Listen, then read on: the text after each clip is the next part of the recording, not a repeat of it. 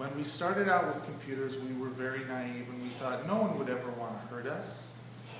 The only other guy on the network is another professor, and I see him every couple of weeks over a beer. He would never want to hurt me. But now, we know that there are humans out there that just aren't very good people. And here, let's list all the different ways that they can attack you and hurt your computer. So, the first way that you have probably heard is called a virus, right? Who can define a virus for me? What's a virus? I'm going to pick somebody here. Rod, what's a virus? Something that wants to harm you. Let's think about how does a virus get onto your system? Let's not worry about, so a virus has a way of doing, a way of traveling, and it has a payload. Let's talk about how does a virus make itself, how does it get to your system? Trojan. Trojan. What's a Trojan? It's like someone mocks up an executable, something that looks trustworthy, but then when you run it, that's the delivery system for the virus. Okay, so the nasty is hiding inside of something else.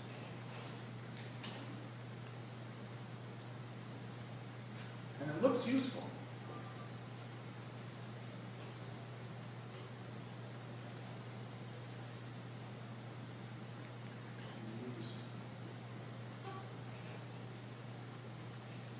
I'm going to call a Trojan something different than a virus. So a Trojan is software that appears to perform something useful, but it's actually stealing information or it's harming your system. You get a virus on the computer just by visiting the website, visiting email. It's just like touching a doorknob or something. In fact, that's true. So think about a virus in the real world. A virus is some sort of chunk of DNA that is hanging around, like on a doorknob or on your friend's hand, and it is carried on that hand. It's what's called a disease vector. Someone says, how did I get that disease? Well, the vector, the thing that brought it to me, was I didn't wash my hands, and my friend didn't wash their hands. So there's a virus rides on top of something else. It attaches to a host. What kinds of hosts can carry virus?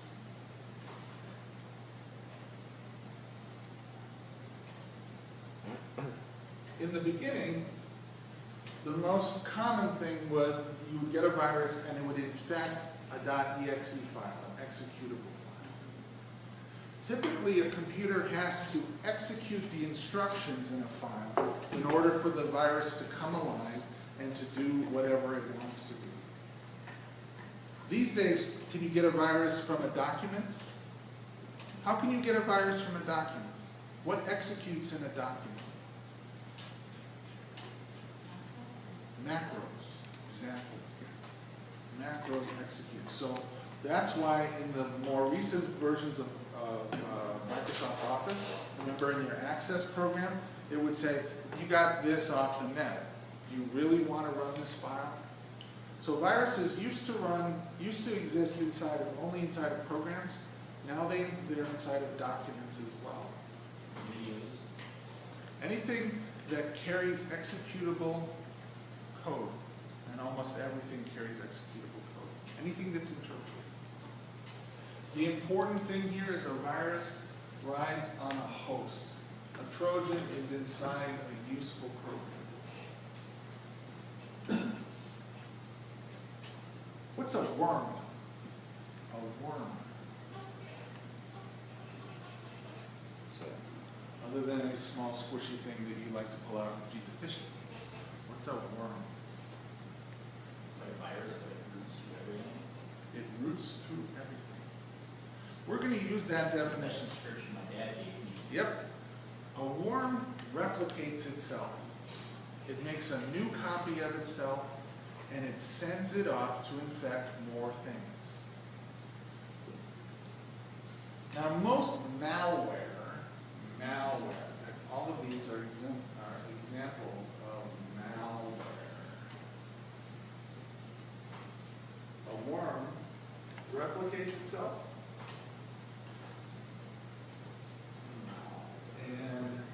transmits itself.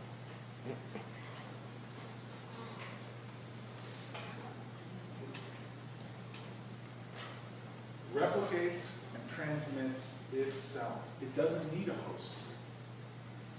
It's its own transport mechanism.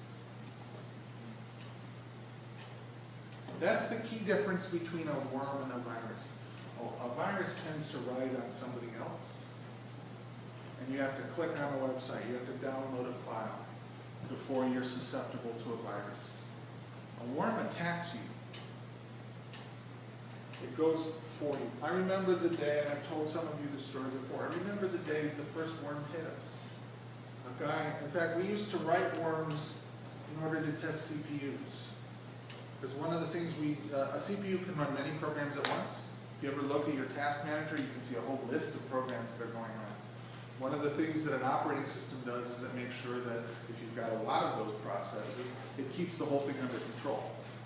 One of the ways you test a new CPU is you write a piece of code that all it does is make a copy of itself and it runs that program.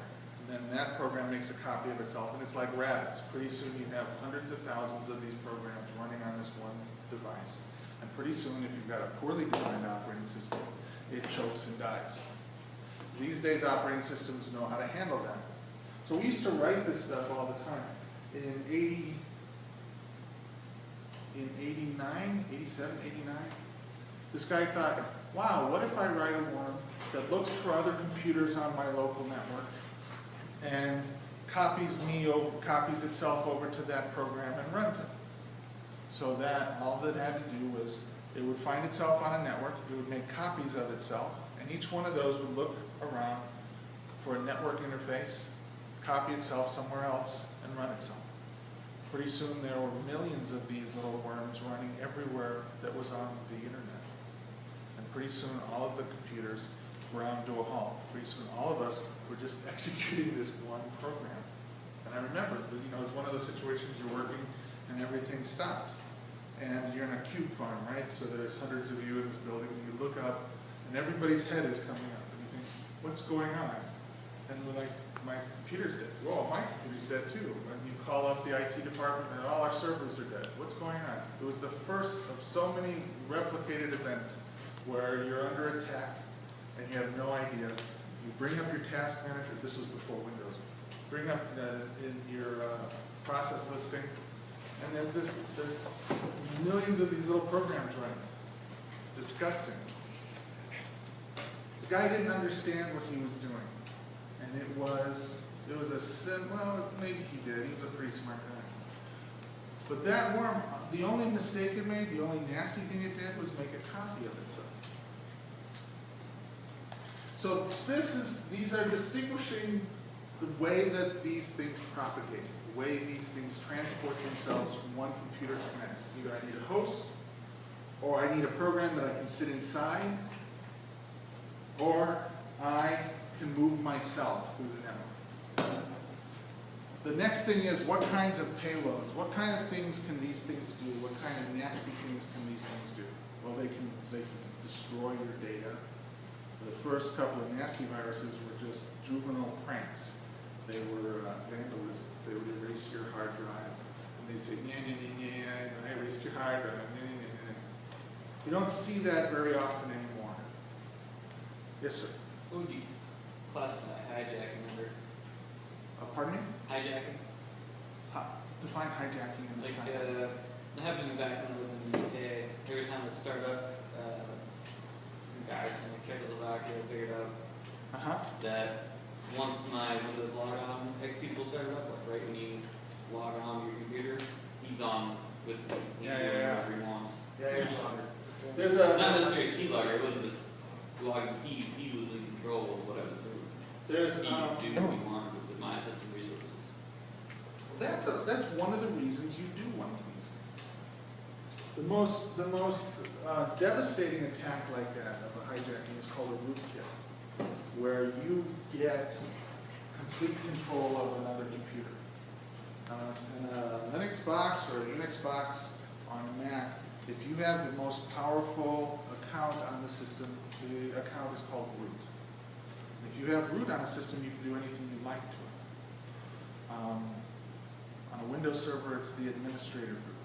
If you have administrator rights, you can do anything. One of these kinds of, or one or more of these kinds of transport mechanisms has malicious intent. It wants to do something. It wants to use your computer for reasons that you don't want it to. And the most brutal attack is where I just get your computer. I own your computer now. I own your computer. I totally own your computer. I just wiped the thing because it was pretty much no way At around. that point, if you've got software in your system that is doing nothing but taking over your system, yeah, sometimes you have to wipe that sucker and start over. It can be tough. And there are areas of your disk drive that don't get erased through a normal, I'm reformatting my drive. Sometimes the smarter they are, the harder they are to eradicate. Sometimes you just have to wipe it and start over. And I mean, format it down to the ground. Yeah. Another reason to get your computer, another reason that someone might want to get your computer is to have it join a botnet. A botnet. So anyone ever had a computer that was part of a botnet? How would you know? A botnet is a set of computers that are controlled by some master computer somewhere, China or the Ukraine or something like that. And they take over your box, and usually it does something real simple and something innocuous, like it sends mail to somebody. Your machine sends mail to somebody else. Botnets are really cool. By cool, I mean fascinating, deadly, and kind of disgusting. Because people now create botnets, by which I mean they send viruses around the planet, and they'll take over your machine, and they're very subtle now, so you don't even notice that someone else is working on your machine. Your machine is doing work for somebody else. And it's sending, usually, traffic. Sometimes it's sending out more viruses to find more machines to add them to the botnet. Most often, though, it's sending spam. The reason that you want to send spam from many different computers is one of the ways we watch for spam is if one computer, one IP address is sending a lot of email, that used to be the way that you would send a lot of spam. So now, these days, if an email server sees a lot of mail coming from the same address, and it's not AOL or it's not Gmail or some other mail provider, it'll just stop sending that email. You're not allowed to send a lot of email from a typical device. Well, if you want to send out 1 million I'm a Nigerian prince email, well, you need to find 100,000 machines somewhere, 10,000 machines somewhere, and have each one of them send just one piece of email. I'm a Nigerian prince and you need to send me money. So you send out a virus that says, I own this PC. Pretty soon you've got 5,000 or 10,000 PCs all over the world, and then you tell each one of them, send this one piece of email. And it does. It's very hard to find. The other thing a botnet can do is it can run calculations. One of the calculations that, if you want to do something really intense for calculation, you need a lot of machines to do it. Especially if you want to make sure that each machine doesn't spend a lot of time, doesn't noticeably spend that. So the kind of things that need a lot of calculation are usually breaking encryption. If you want to break somebody's password file, you have to run a lot of math on that code, on those passwords. Well, you send that password file out to 1,000 machines, and you have each one of them start nibbling away at that password file, and pretty soon you've broken the passwords. So if you've just stolen a whole bunch of credit cards, and you need to break the encryption on those things so that you can use them, you send out the credit cards through your 5,000 PC botnet spread all over the planet, and pretty soon they start sending back, oh, I broke the encryption on this one. Oh, I broke the encryption on this one. Botnets are big business. If you want to get a whole bunch of credit card numbers, or if you want to send spam, you go to some places in, probably in the United States, but most often in other countries, and say, I want to send a whole bunch of spam. And they say, fine. In fact, there are websites now where you can rent time on botnets just through the web interface. You give it your credit card number and it'll send spam for you. Yes?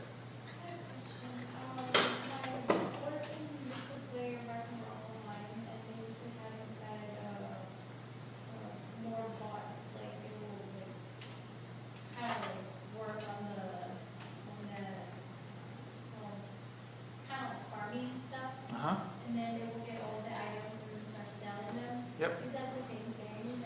Yeah, a bot in general is a piece of software that does something that a human would normally do.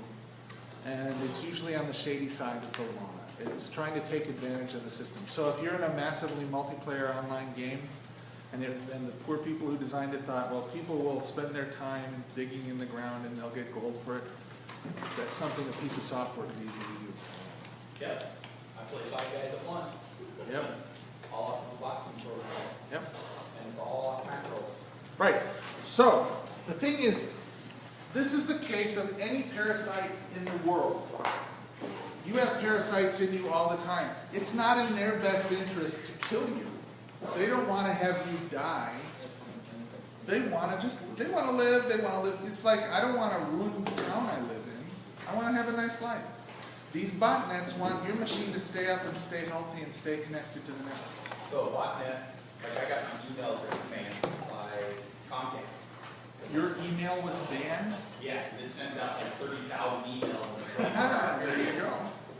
And I was like, how? Well, Comcast got hacked, and they didn't send, their email account got hacked, and they didn't send any information out to any people who got hacked.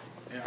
So what they basically did is they hacked the email account, got hold of everybody's email, and in order to reinstate your email, you had to log in and change your Right. password. You have to say, I'm a human. Yeah, so I had to re-log in, re-put a new password in and all that, because they said it was like 100,000 people's email that was stolen, and just tons of spam was being sent out. Yeah. Congratulations. Did you have to clean your machine? Or it was all on Comcast? It was Comcast then. Okay, so we're going to leave it at this point. There's a lot to this. There's an extra credit assignment, a possibility for you later in the thing where you can do a little bit of research and tell me what you think of a piece of malware called Stuxnet. Stuxnet is wonderful. Stuxnet is wonderful in the sense that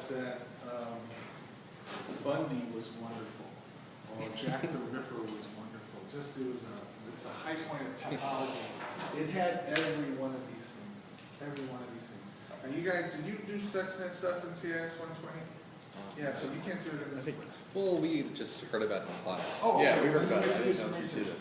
It had every one of these things, and when it needed to use virus techniques to get to its targets, it used virus techniques. When it needed to use worm techniques, it did. Beautiful piece of code. It changed history.